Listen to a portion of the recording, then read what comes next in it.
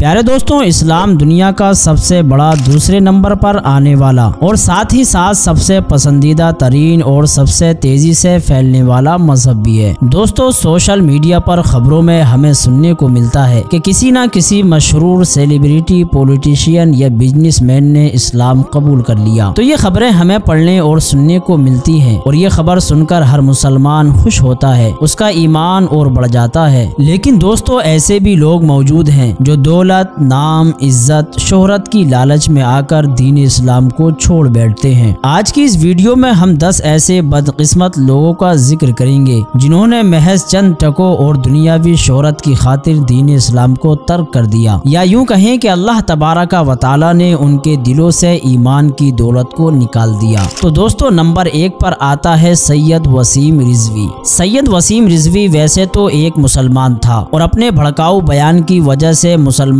के खिलाफ जहर उगलने से हिंदुस्तान के मुसलमानों के गुस्से की वजह बना रहता था। उसने नऊज़-बिल्लाह सुप्रीम कोर्ट में कुरान के अंदर से 26 आयतों को निकालने की मुहिम चलाई थी, जिसे सुप्रीम कोर्ट ने खारिज किया। और उसने इस्लाम से निकलने के बाद एक खास कौम को आकर्षित करने के लिए मुसलमानों के खिलाफ गुस्ताखी भरी बातें करता रहा। और उसने हम सब के प्यारे नबी हजरत मोहम्मद मुस्तफ़ा सल्लल्लाहु तआला अलैहि वसल्लम के ऊपर एक किताब भी लिखी जो गुस्ताखी से भरी है, नऊज़-बिल्लाह। इसने इस्लाम छोड़ने के बाद सनातन परंपरा अपना ली और अपना नाम सैयद वसीम रिजवी से बदलकर जितेंद्र नारायण सिंह त्यागी रख लिया। और आज उसकी ना तो कोई खबर आती है, ना ही उसका कोई बयान। अल्लाह तबारका व तआला ने उस पर अपना अजाब इसी सूरत में उतारा। और दोस्तों, नंबर 2 पर आती है हैप्पी सलमा। हैप्पी सलमा एक इंडोनेशिया मॉडल और एक्ट्रेस है जो कि 4 जनवरी 1980 में इंडोनेशिया में पैदा हुई। इनकी पैदाइश एक मुस्लिम फैमिली में हुई और जल्द ही वे पूरी एशिया की एक जानी मानी मॉडल बन गई। साल 2010 में उन्होंने बाली के शाही खानदान में शादी करने से पहले इस्लाम को छोड़कर हिंदू मजहब को अपना लिया। आज happy Salma Prince happy Salma जारो के नाम से जानी जाती है और शादी के बाद अब तक इनके 2 बच्चे पैदा हो चुके हैं। और दोस्तों, नंबर 3 हरिलाल मोहन दास गांधी।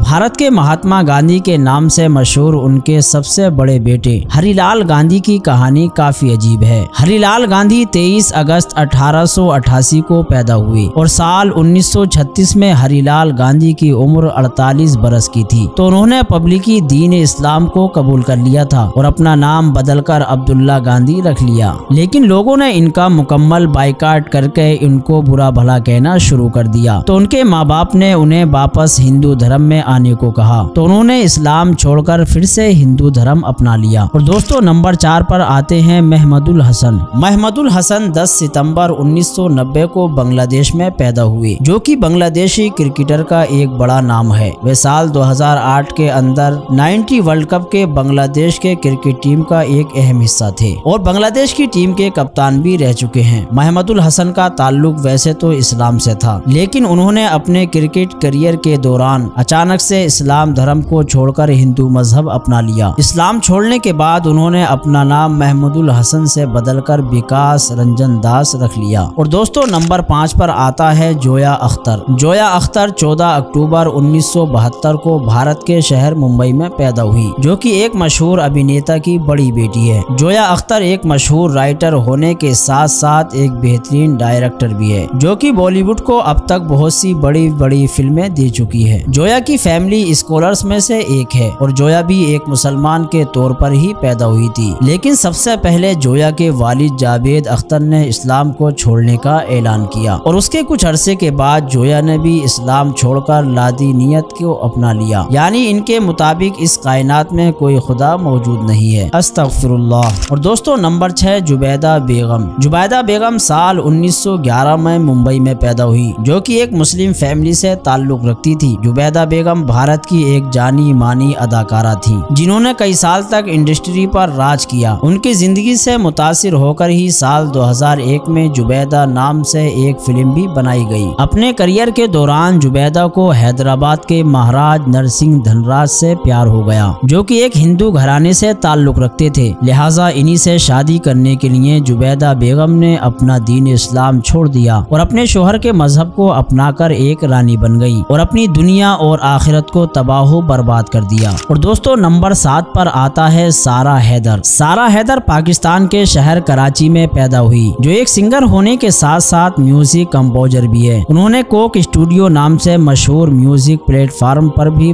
परफॉर्म किया और वहीं से इन्हें काफी शोहरत भी हासिल हुई। इसके बाद सारा पाकिस्तान को छोड़कर अमेरिका चली गई और सारा आजकल अमेरिका में ही रहने लगी है। मुस्लिम फैमिली में पली बड़ी सारा ने अमेरिका जाने के बाद इस्लाम को छोड़ दिया और आज वो अमेरिका में x Muslim of north America के नाम से एक NGO चला रही है, जिसमें वो लोगों को इस्लाम छोड़ने और इनकी माली मदद करने में इनका साथ देती है। और दोस्तों नंबर 8 पर आता है चंदर मोहन। चंदर मोहन इंडिया की हरियाणा स्टेट की डिप्टी CM रह चुकी हैं। चंदर मोहन 13 सितंबर 1965 को पैदा हुई, जो कि अब इंडियन नेशनल कांग्रेस का एक अहम हिस्सा है। वो पैदा तो एक हिंदू के तौर पर हुए थे, मगर एक मुस्लिम औरत से शादी के बाद उन्होंने इस्लाम कबूल कर लिया। कुछ अरसे बाद इनकी अपनी बीबी से बन न सकी, लिहाजा दोनों ने शादी को खत्म करने का फैसला किया और तलाक के बाद चंदर मोहन ने अपना पॉलिटिकल कैरियर बचाने के लिए फिर से इस्लाम को छोड़कर हिंदू मजहब को अपना लिया। और दोस्तों नंबर 9 पर आता है तारिक फतेह। तारिक फतेह मुसलमान होने के बावजूद इस्लाम का असली दुश्मन और गद्दारे वतन निकला, जो कि अब एक एथिस्ट बन चुका था। तारिक फतेह पैदा तो कराची में हुआ था